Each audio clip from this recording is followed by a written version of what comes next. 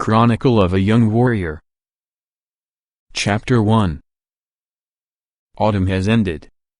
The forest leaves are scattered. Gusts of wind blow fiercely.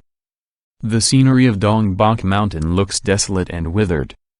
On that cold, bright moonlit night, from the high peak of the mountain, a figure could be seen standing outside in the mist, though it was unclear how long.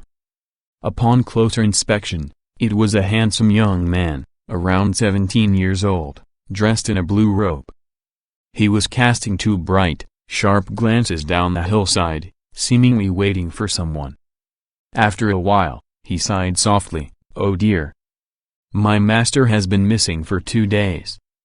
Is this a good omen or a bad one?" Before the echo of his words had faded, a powerful gust of wind suddenly rushed down from above.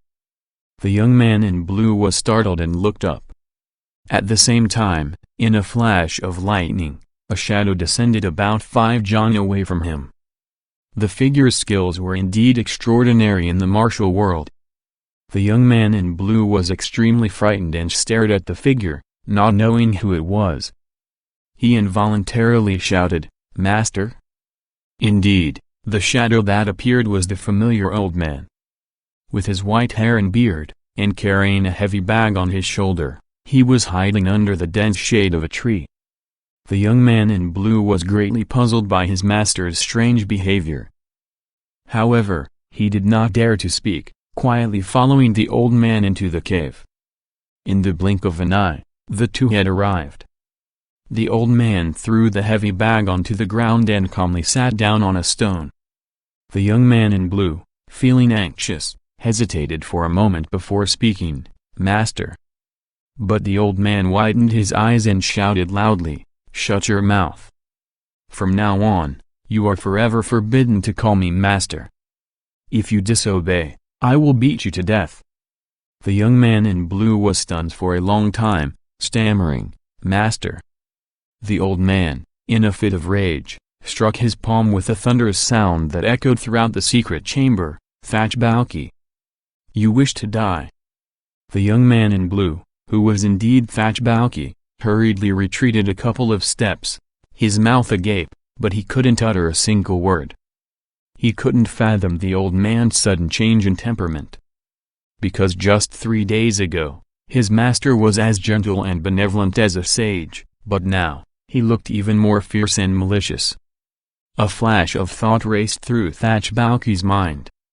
He suddenly glanced at the sack on the ground. Unconsciously, his face changed color, because the sack was soaked in dried blood that had been there for a long time. Thachbalki was utterly bewildered by the terrifying situation. Why was the sack drenched in blood? Did his master kill someone? As the old man's voice grew cold and filled with the smell of blood, he commanded, "Open the bag for me." Thachbalki didn't dare to hesitate and quickly moved closer to the bloody bag. He cautiously opened it, revealing 3 objects that emitted a pungent odor.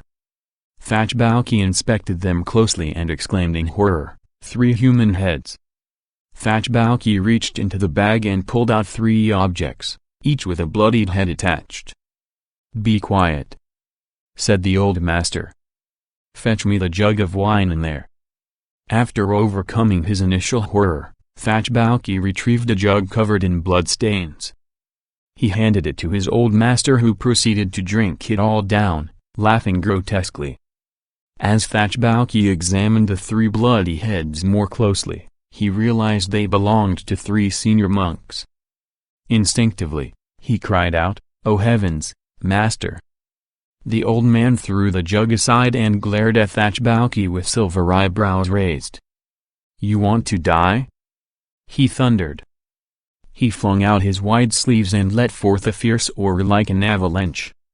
"Bine!" Thachbalki instinctively tried to dodge the incoming blast but was unable to evade, stumbling backwards before regaining balance. His blood vessels felt like they were boiling.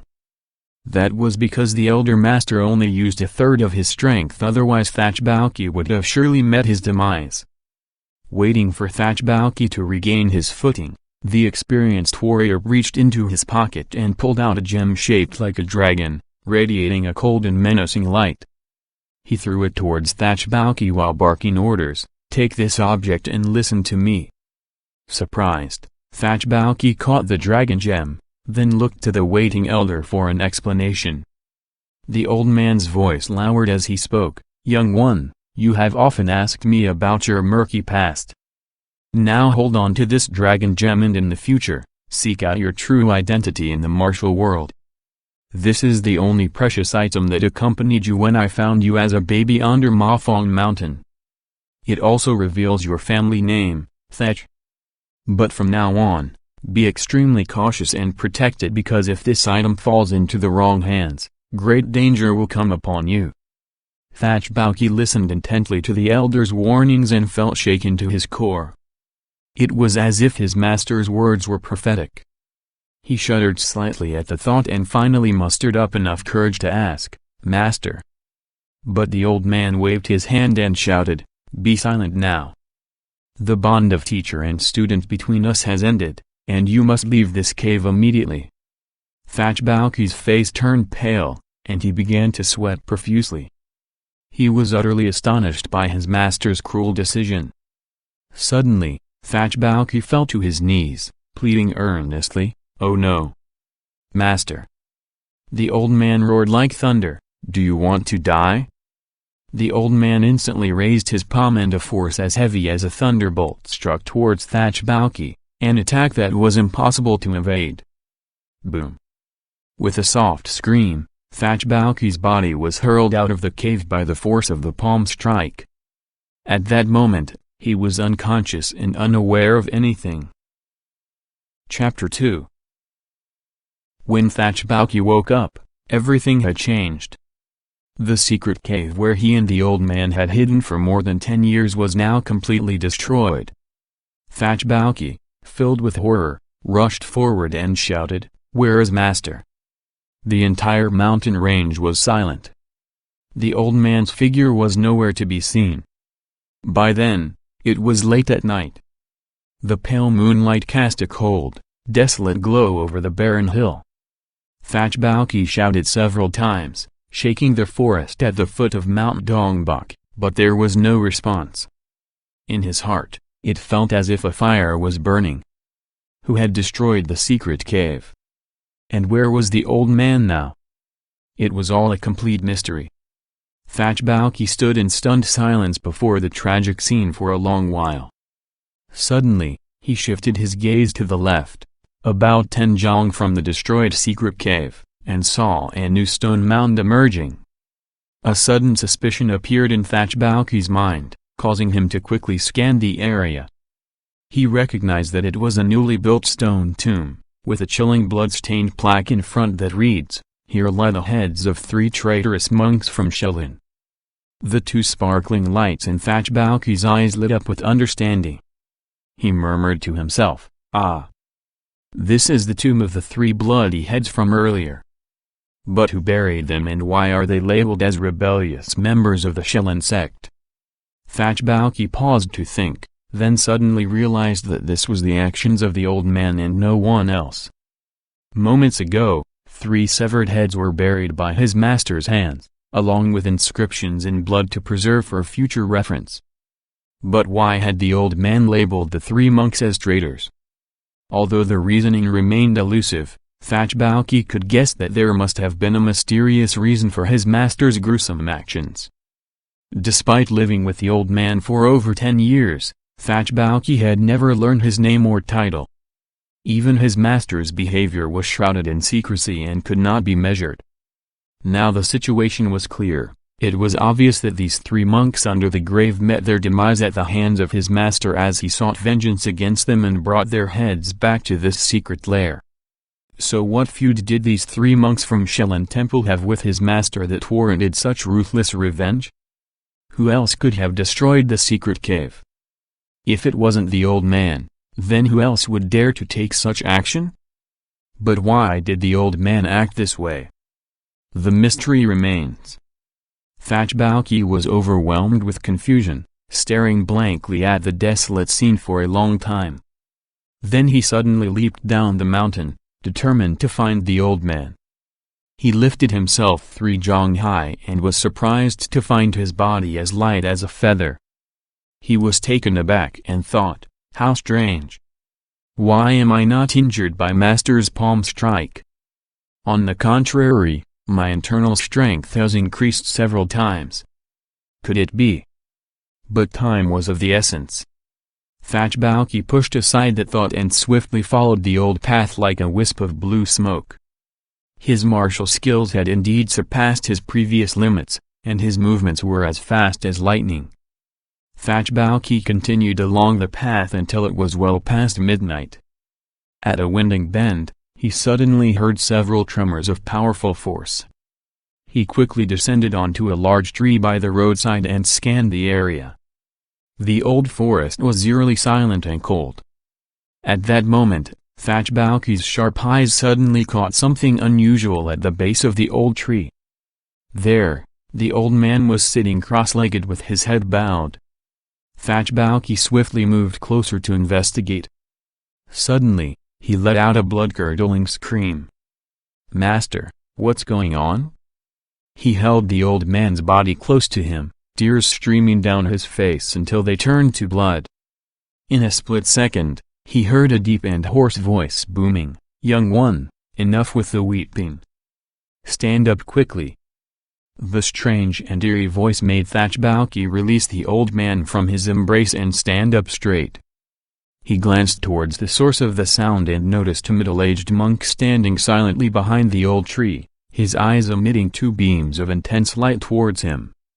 Thachbalki felt a slight tremor in his heart but managed to keep his composure. "Who are you?" The middle-aged monk replied solemnly, "My humble title is Minkong Dai Su, a disciple of the Shelin sect." Upon hearing Shelin, Thachbalki immediately became more alert and secretly prepared his stance, demanding, "So you are indeed a disciple of the Shelin sect?" Minkong Dai Su nodded gently, "That's right." "And is your name Thachbalki?" Thachbalki stepped back 2 paces and raised his palms, "That is indeed my name." "But how do you know who I am?" Minkong Dai Su sadly points to the dead body of the old man, saying, "Your late master himself informed me about this earlier." Thachbalki stared in horror, his eyes wide. "Are your words true?" "Amitabha, a humble monk would never speak falsely," said Minkong Dai Su. Thachbalki still harbored doubts and scrutinized Minkong Dai Su with intense curiosity before finally asking, "Have you previously been acquainted with my master?"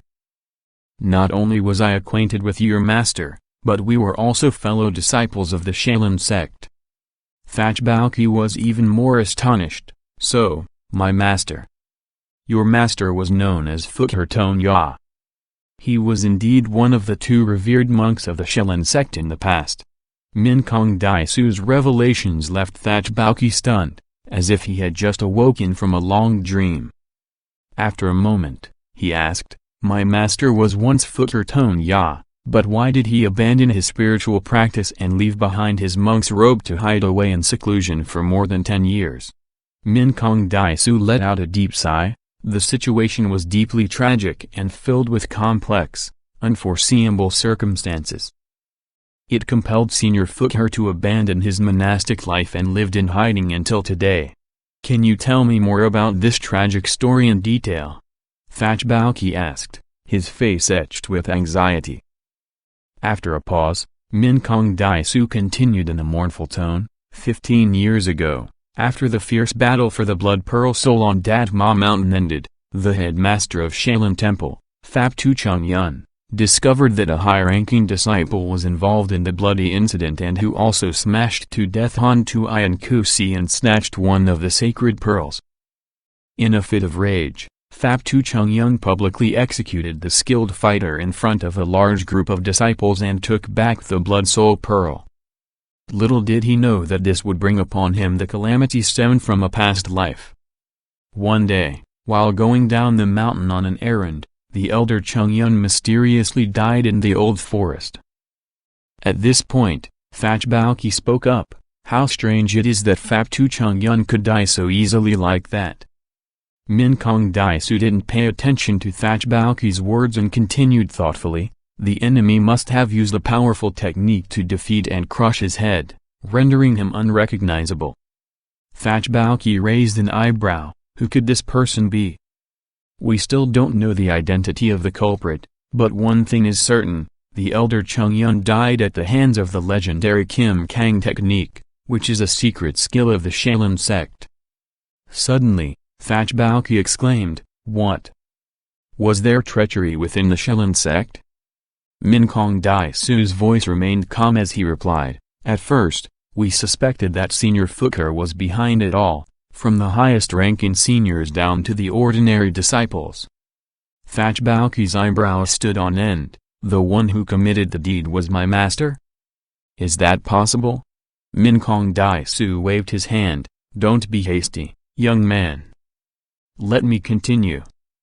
The reason for all the suspicion is that the successor to Faptu Chungyun was none other than Senior Fuker.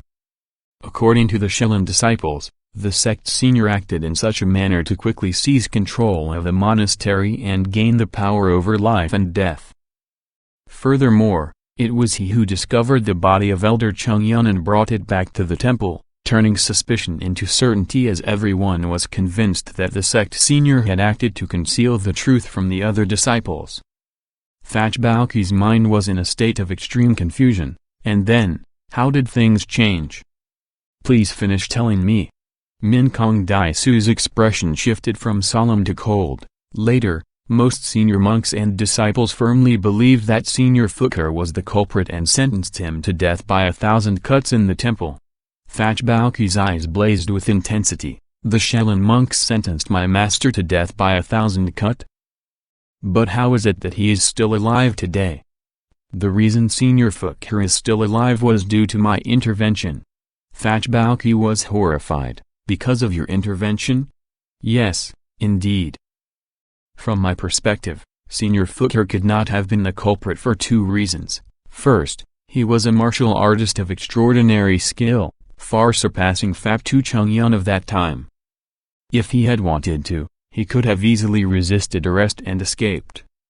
It seems impossible that he would have willingly allowed himself to be bound and sentenced to death by 1,000 cut. Second, during his time at the temple, he was known for his exceptional moral character, wisdom, and tolerance. It is inconceivable that he would have acted in such a nefarious manner. For these reasons, before the night of the death by 1,000 cut execution, I, along with 2 other fellow monks, rescued him and left Shaolin, quietly tracking the real perpetrator." With a tone of admiration, Fachbalki cupped his hands in a respectful gesture. "Please forgive my earlier disrespect, Elder Dai Su. Your noble actions are truly commendable." "Sir, how has the situation developed since then?" Min Kong Dai Su's eyes gleamed with intense resentment. "We have been secretly tracking the real perpetrator for over 10 years, enduring countless hardships.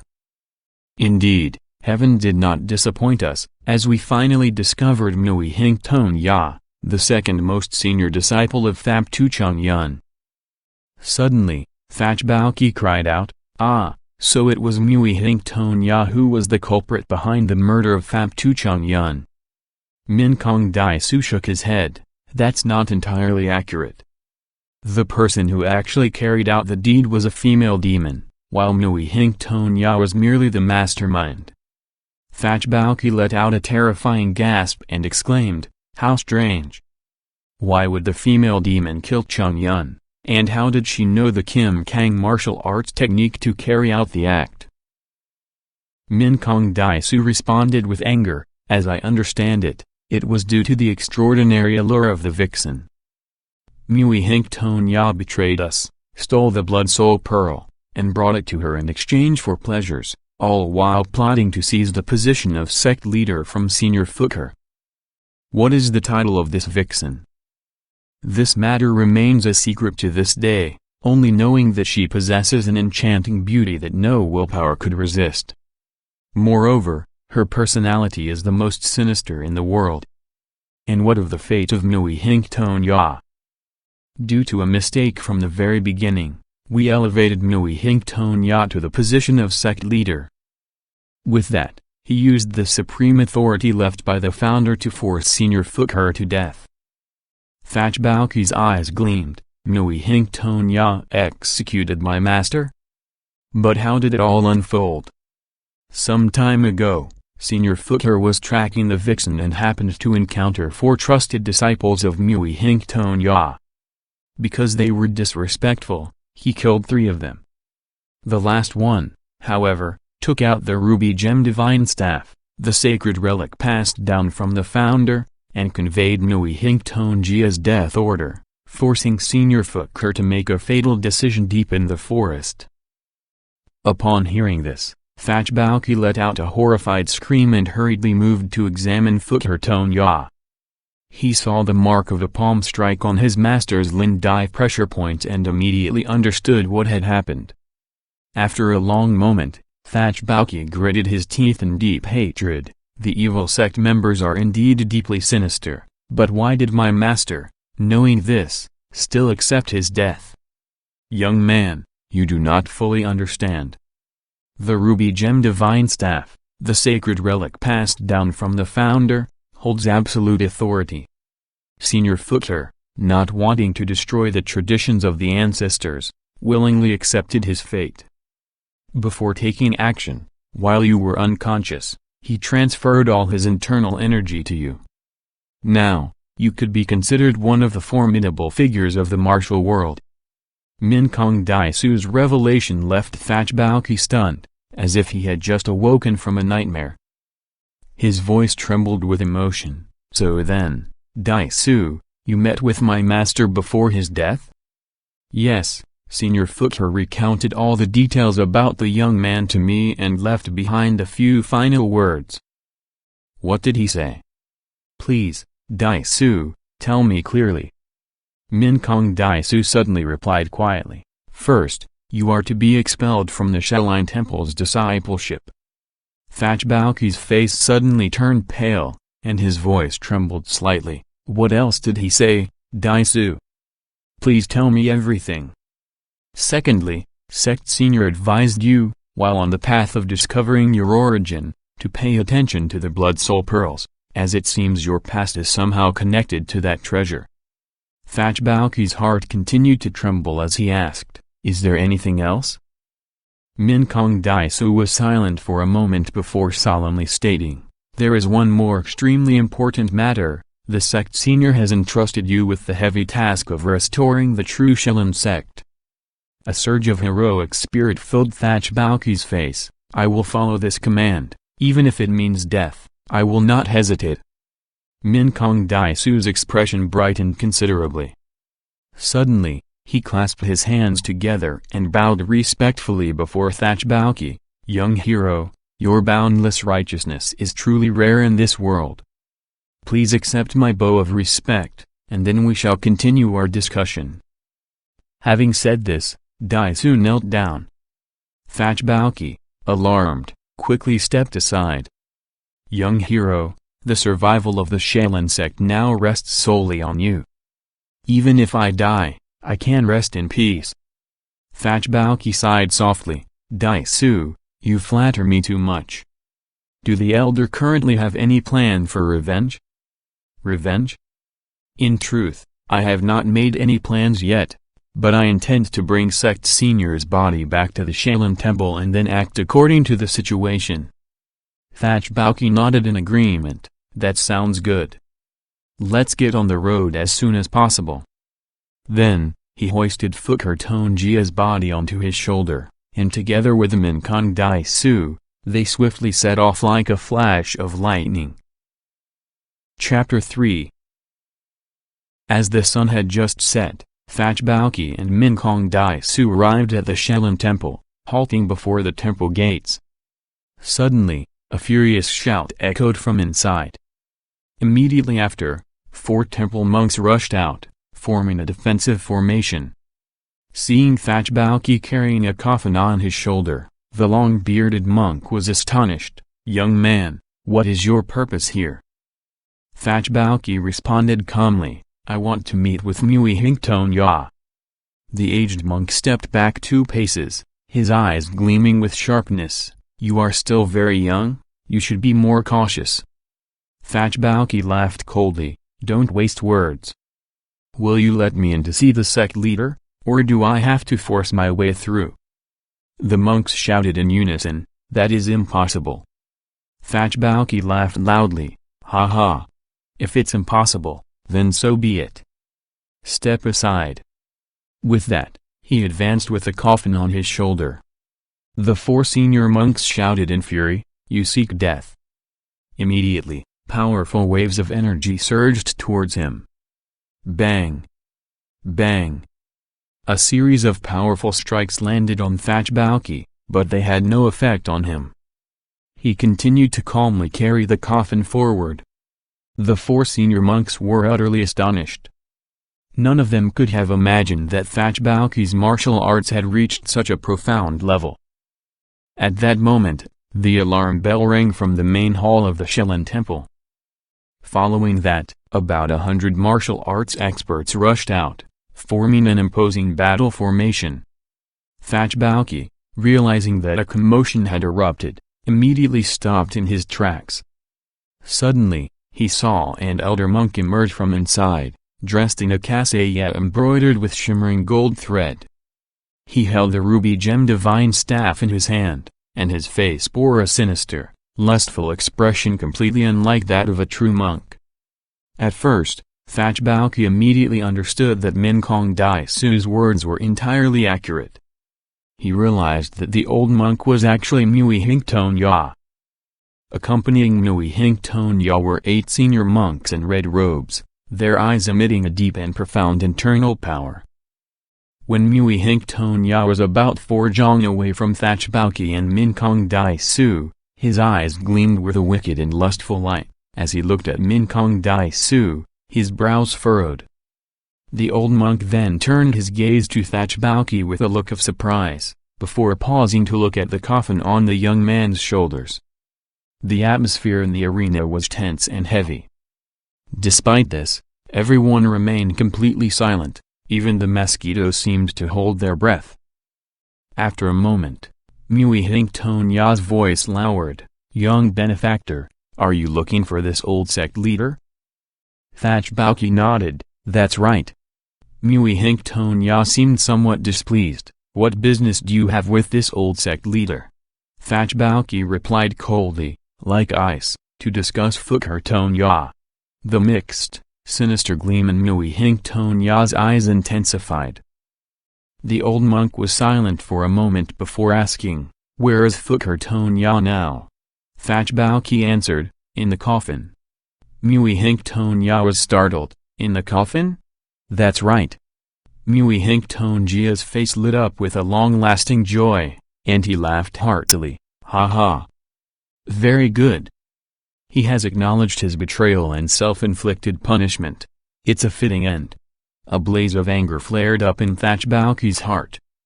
He spoke loudly, "The one who betrayed and harmed the sect is not Fukurton Ya but someone else." Mui Hinkton Ya's eyes shot a piercing glare at Thachbauke. "What are you saying? If Fukurton Ya is not the betrayer, then who is?" Thachbauke pointed a finger at Mui Hinkton Ya's face. "That person is you." The arena was immediately filled with alarm, but then fell silent. Mui Hinkton Ya shouted in anger. Suddenly, a shout interrupted, "Hold on." A figure shot forward. It was Min Kong Dai Su. Mui Hinkton Ya asked, "Min Kong, what is it?" Min Kong Dai Su responded respectfully, reporting to sect leader, "Fukurton Ya has already committed suicide." "And you have also broken the rules of this temple, then you should follow that method." Min Kong Dai Su was stunned, then enraged, "Mui Hink, even if I die, I will still come after you." "Ha ha! Come after me, you say? Your end is near." As Mui Hinkton Ya moved to attack Min Kong Dai Su, Thachbauke intervened, "You wicked monk, you are truly the most vile and treacherous person in this world." Mui Hinkton Ya, furious, replied, "Little devil, you're seeking death." He was about to attack Thachbauke with both hands when the red-robed monk stepped forward, "Sect leader, let us handle these two." The red-robed monks then surrounded Thachbaoki and Min Kong Dai Su, placing them in the center. Thachbaoki, enraged, shouted, "Fall before me!" His forceful strike, like a landslide, slammed into one of the red-robed monks. A resounding crash echoed, and the red-robed monk was flung away, his skull shattered, dying instantly. The remaining 3 red-robed monks were terrified, and even Mui Hink Tonya was taken aback. Because after Fukur Tonya transferred his internal power to Thachbaoki, his martial arts had reached an unparalleled level, far beyond what the monks could handle. Mui Hink Tonya roared, "Let me deal with this old bandit first." Immediately, a powerful force, as heavy as a landslide, bore down on Min Kong Dai Su, leaving him no time to evade. Bang! Min Kong Dai Su was struck by the force and flew 4 jong away, falling to the ground, dead on the spot. Thachbaoki rushed over, but the old monk had already taken his last breath. In such a short time, 2 great masters had been killed, all at the hands of Mui Hink Tonya. Thachbaoki, filled with indescribable hatred, let out a roar and lunged forward, unleashing a powerful strike at Mui Hink Tonya. Although highly skilled in martial arts, Mui Hink Tonya was still shocked and quickly leaped aside to avoid the blow. The crowd buzzed with excitement for a while. Finally, Mui Hink Tonya, stunned, looked at Thachbaoki and asked, "Boy, what is your relationship with Fukur Tonya?" Thachbaoki, seething with hatred, gritted his teeth, "That's none of your concern." "Then how do you know how to use the Shaolin martial arts of our sect?" Fukur Tonya taught me those techniques." "Then why haven't you knelt down and accepted the rules of our sect?" Thachbaoki laughed loudly, "Ha ha! Don't be ridiculous. Even though Fukur Tonya passed his martial arts on to me, I still stand outside your sect. The traitor Fukur Tonya dared to rely on your strength." Silence. Witness this wolf-seizing palm of mine. As soon as the words left his mouth, Thachbaoki, swift as lightning, struck at Mui Hink Tonya with a powerful force, heavy as a landslide. Mui Hink Tonya roared and raised his palm to meet the blow. Boom! The impact of the strike exploded like thunder. Thachbaoki swayed slightly but remained standing firm.